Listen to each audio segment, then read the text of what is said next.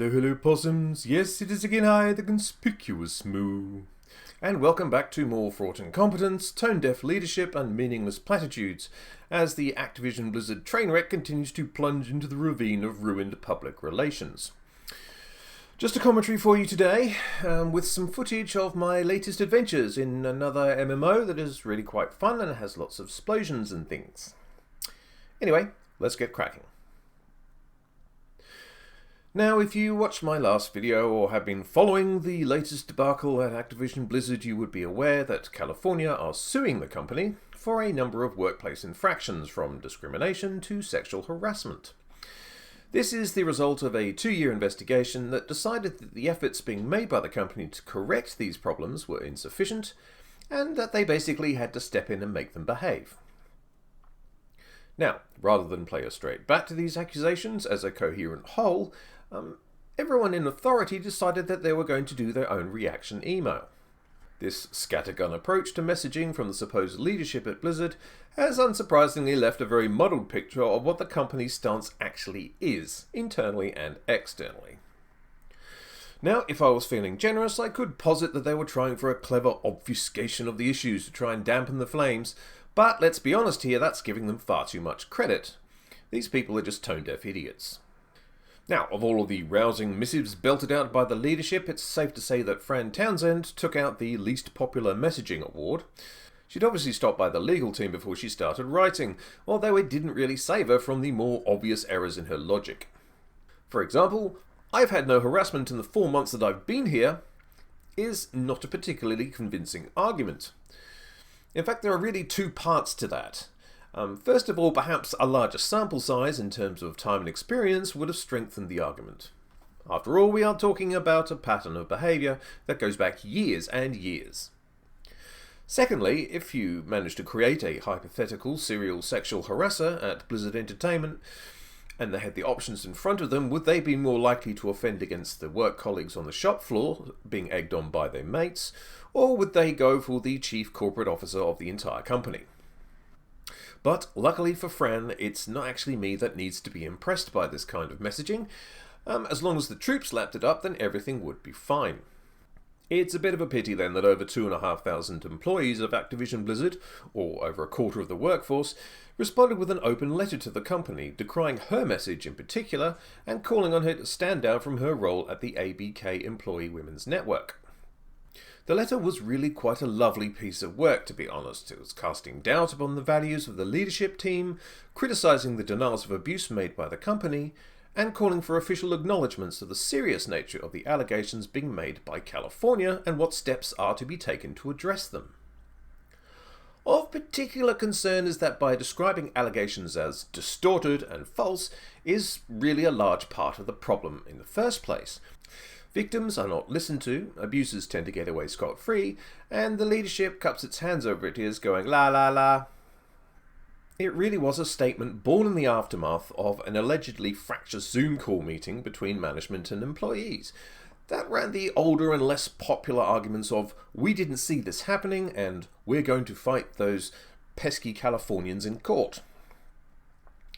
It seems that the unwillingness to be receptive to the employee base's most elementary concerns about the company ended up with a public slapdown and the jangled chords of workplace disharmony that managed to resonate quite effectively through all of the major gaming publications.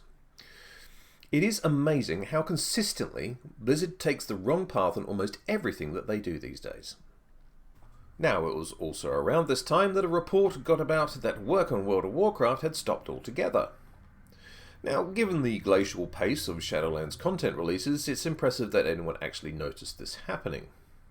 But it wouldn't really be surprising either, given that at least a quarter of the company are very upset at the moment and aren't feeling particularly inspired to do anything other than open acts of rebellion. It's also worth bearing in mind that this event has become a breaking point for many employees, in the same way that it has for many players around the world. It's only a couple of years now since news broke that Blizzard employees were being paid subsistence wages and having them boosted up with Blizzard balance. 50% of those surveyed at the time said that they were unhappy with their compensation. Many told tales of skipping meals to pay rent and sharing accommodation with other employees and other such things. And then there's the mass culls of workers that have been regularly occurring to cut costs, which, whether they admit to it or not, has impacted the quality of the work coming out of the company. 900 here, another 190 there. Basically, the Activision Reaper needs to be kept well fed. But maybe things are on the up now. Bobby Kotick, yes, the one with horns and surrounded by hellfire in most of the pictures on the internet, and incidentally also the Activision Blizzard CEO, came out with a statement that, at the very least, has begun to acknowledge that mistakes were made in the initial handling of the lawsuit news. He's announced, for example, that an external law firm is going to audit the workplace policies and procedures. As an aside, Bobby, the policies probably weren't the problem here. It was more the enforcement that was lacking. But to his credit, he does deal with that a little later. Additional hiring is apparently going to take place in compliance and human resources.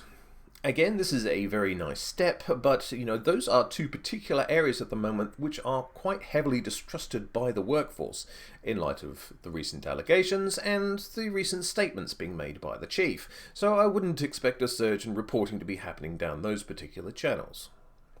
There's also a line about sacking managers and leaders who failed to act when abuses were being made known to them. So I suppose J. Allen Brack must be getting a little sweaty on his presidential throne. He was named in the lawsuit after all. But let's be honest, does anyone realistically expect the highest rungs in the corporate ladder to be affected? That they should be fired is probably not contestable at this point. The skeptic in me, however, suspects that won't be the case, or not at least until the whole sorry mess is played out in court, with maximum public shame and condemnation pouring in from all sides.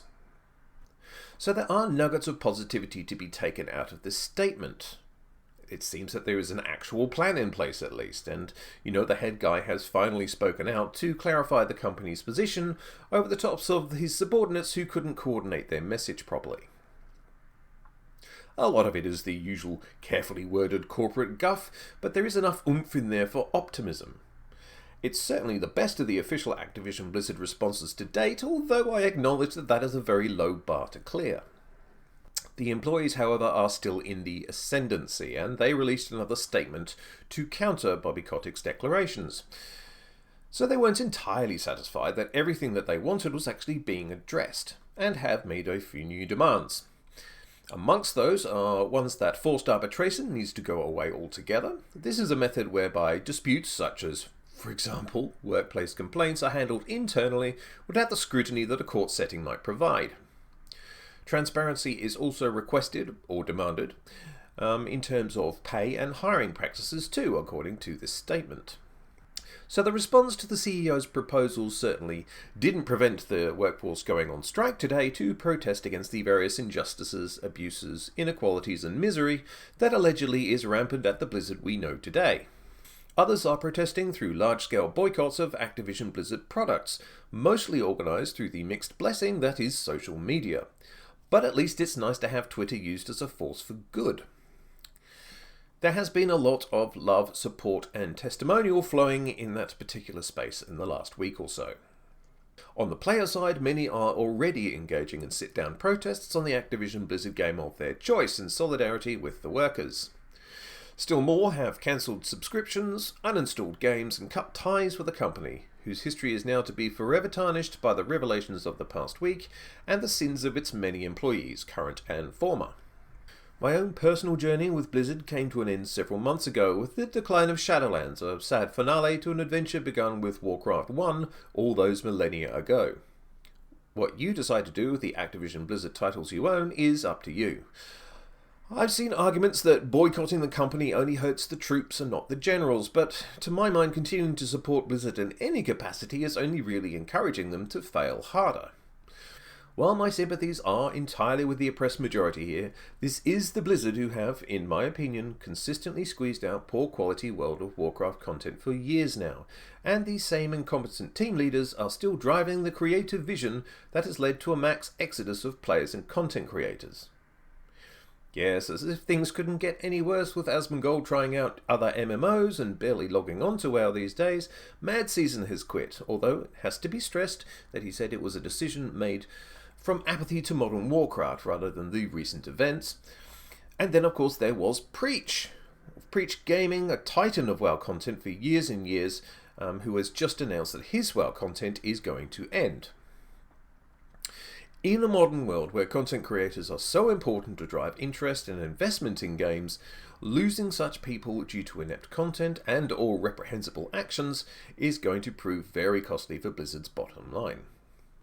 So, if you've just joined us, things were shit, and Activision Blizzard turned up and managed to stomp it all over the PR carpet and made things incredibly worse. Now, there are signs of redemption from management through Bobby Kotick's statement, but the employees and player base of Activision Blizzard are still furious, and they're not likely to let them off the hook. Clearing that lawsuit off the books by coming clean, and clearing the desks of some prominent mismanagers at Activision Blizzard would be major demonstrations that they are actually prepared to change and improve. So it's probably time for Activision Blizzard to be as ruthless with their leaders as they frequently are with their regular workers. Will that happen? Well, who knows. Will Blizzard survive this? Well, sure. It's not as if, they are the only actors in this kind of space that have run into these kinds of problems recently. But it's going to be a hollow shell of a games company by the time this whole thing plays out. And they'll probably be putting out spot fires for years to come. Now, just as I was finishing this commentary, it does turn out that there have been some pictures of the Cosby Suite. Now, the Cosby Suite was the name given basically to Alex Afrasiabi's little place where he would basically sexually harass people. So there have been some actual concrete pictures being taken now that are doing the rounds on the internet.